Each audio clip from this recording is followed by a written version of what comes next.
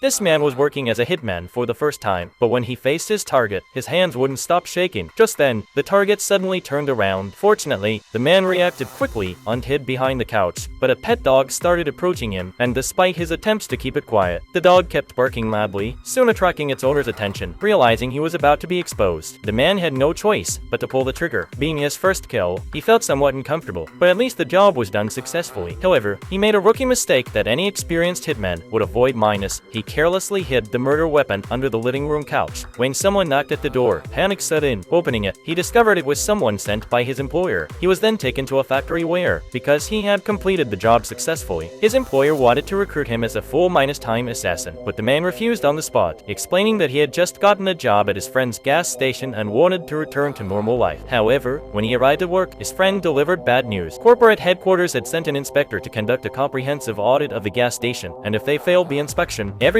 would lose their jobs. Sure enough, this inspector immediately pointed out numerous violations and even brought containers to conduct drug tests on all the employees. Faced with such unreasonable demand, the man took action to protest, but the consequence was losing his hard minus-earned job and getting his friend in trouble too. After thinking it over, the man made a bold decision. Before the inspector left, he snuck into the man's car and drove him to a remote location, hoping to get him to reverse his decision. But when the inspector started writing up his report anyway, the man's killer instinct skipped in. Calmly and methodically, he pulled out his weapon and shot the inspector dead. Afterward, he took items from the car to make it look like a robbery gone wrong. His previous employer noticed that the man had used the same gun as before. Fortunately, the employer had filed off the serial numbers before giving it to him, or the police would eventually trace it back. So he invited the man to join him again, and this time, the man agreed. He immediately gave the man his next assignment. This time, the client was an elderly man who claimed he couldn't bear to watch his wife suffer from chronic illness any longer, so he was hiring a hitman to end her life. That night, the man went to the target's house, but this time he actually started talking with his intended victim. That's when he discovered that his employer had been lying to him. The target wasn't sick at all. The employer's real plan was to use him to kill the target so he could collect her massive life insurance payout. Just then, a gunshot rang out minus the target had killed the employer instead.